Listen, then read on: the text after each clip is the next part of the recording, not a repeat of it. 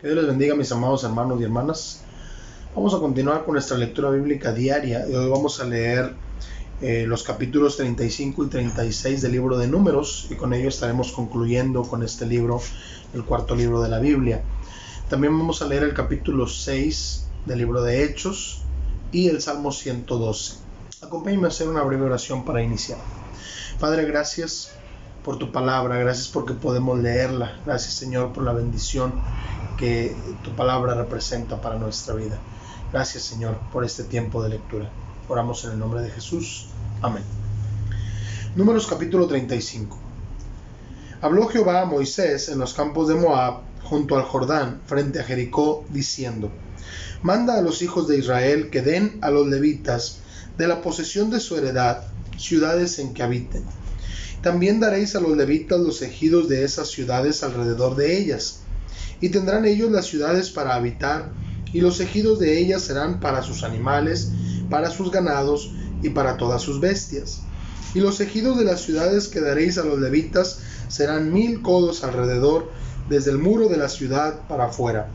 Luego mediréis fuera de la ciudad, al lado del oriente, 2000 codos, al lado del sur 2000 codos, al lado del occidente 2000 codos, y al lado del norte 2000 codos.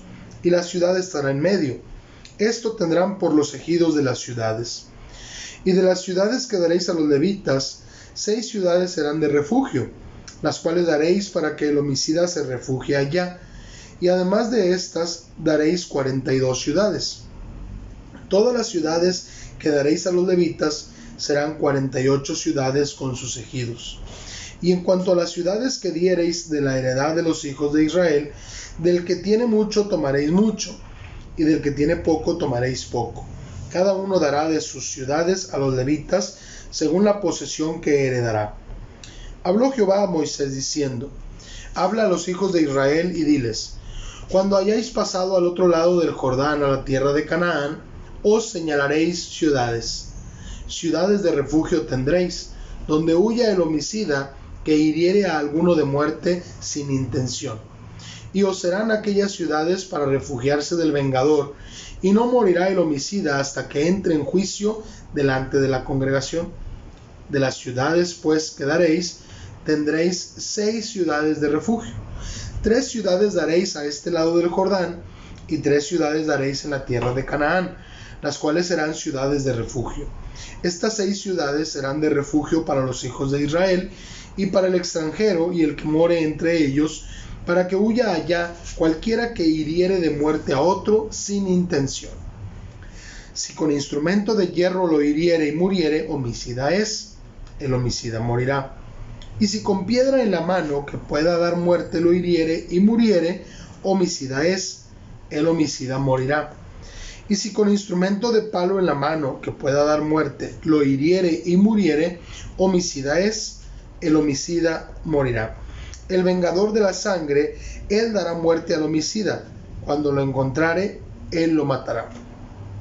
Y si por odio lo empujó, o echó sobre él alguna cosa por acechanzas, y muere, o por enemistad lo hirió con su mano, y murió, el heridor morirá. Es homicida. El vengador de la sangre matará al homicida cuando lo encontrare. Mas si casualmente lo empujó sin enemistades, o echó sobre él cualquier instrumento sin acechanzas, o bien sin verlo hizo caer sobre él alguna piedra que pudo matarlo y muriere, y él no era su enemigo ni procuraba su mal, entonces la congregación juzgará entre el que causó la muerte y el vengador de la sangre conforme a estas leyes. Y la congregación librará al homicida de mano del vengador de la sangre, y la congregación lo hará volver a su ciudad de refugio en la cual se había refugiado, y morará en ella hasta que muera el sumo sacerdote, el cual fue ungido con el aceite santo. Mas si el homicida saliere fuera de los límites de su ciudad de refugio, en la cual se refugió, y el vengador de la sangre le hallare fuera del límite de la ciudad de su refugio, y el vengador de la sangre matare al homicida, no se le culpará por ello, pues en su ciudad de refugio deberá aquel habitar hasta que muera el sumo sacerdote, y después que haya muerto el sumo sacerdote, el homicida volverá a la tierra de su posesión. Estas cosas os serán por ordenanza de derecho por vuestras edades en todas vuestras habitaciones. Cualquiera que diere muerte a alguno, por dicho de testigos morirá el homicida. Mas un solo testigo no hará fe contra una persona para que muera. Y no tomaréis precio por la vida del homicida, porque está condenado a muerte. Indefectiblemente morirá.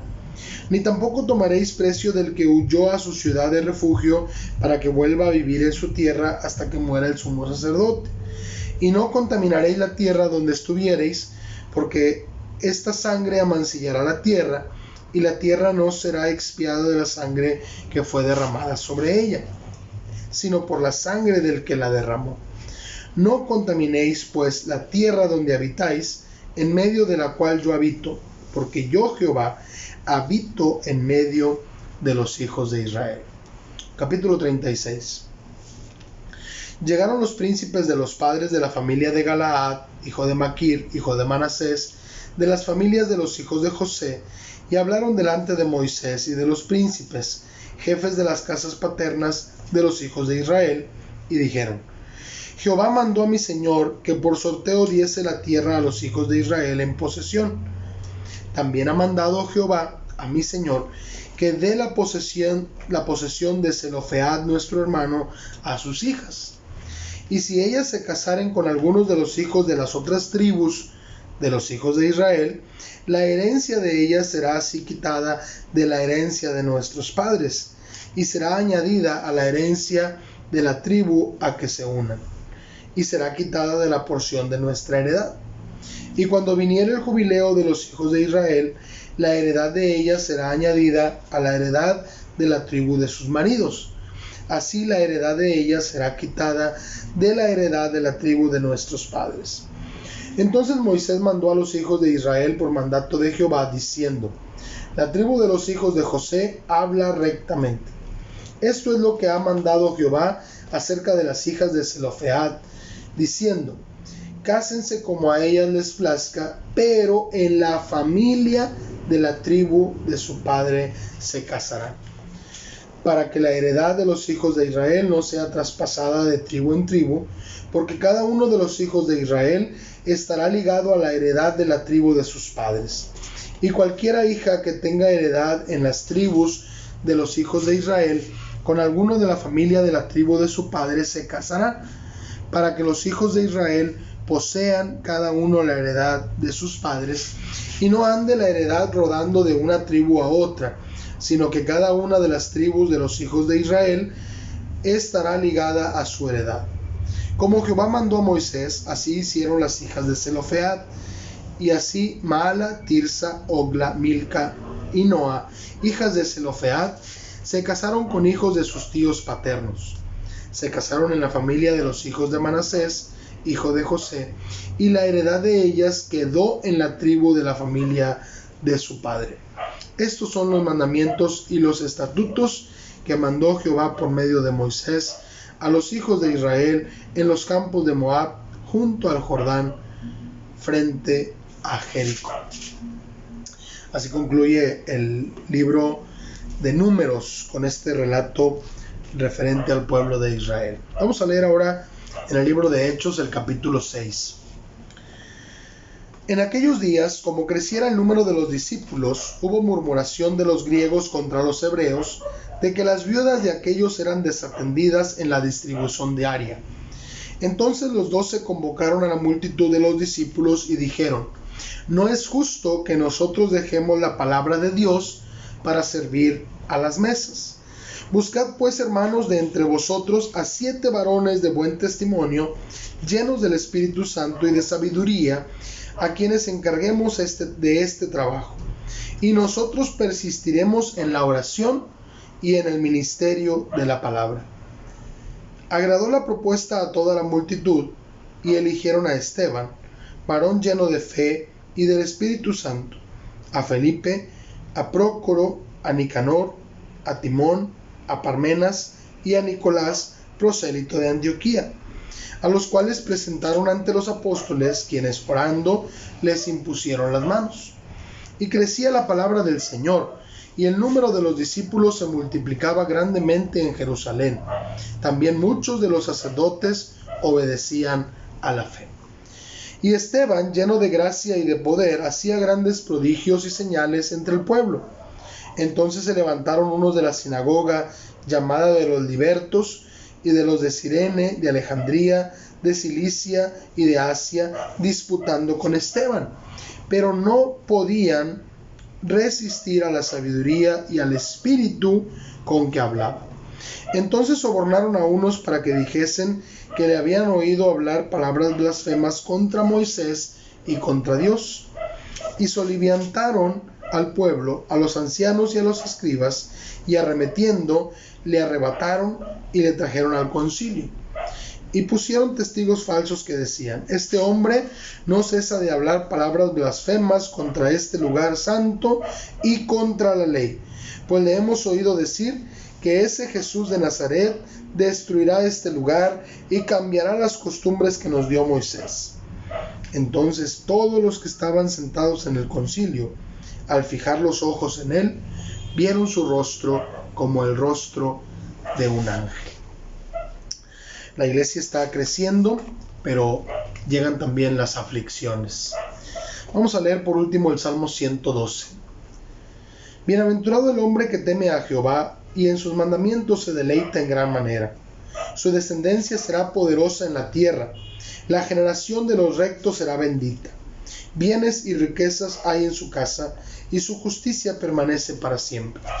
Resplandeció en las tinieblas luz a los rectos. Es clemente, misericordioso y justo. El hombre de bien tiene misericordia y presta. Gobierna sus asuntos con juicio, por lo cual no resbalará jamás.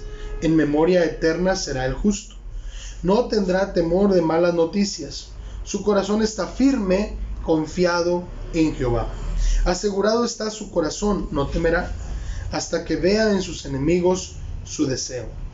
Reparte, da a los pobres, su justicia permanece para siempre, su poder será exaltado en gloria. Lo verá el impío y se irritará, crujirá los dientes y se consumirá.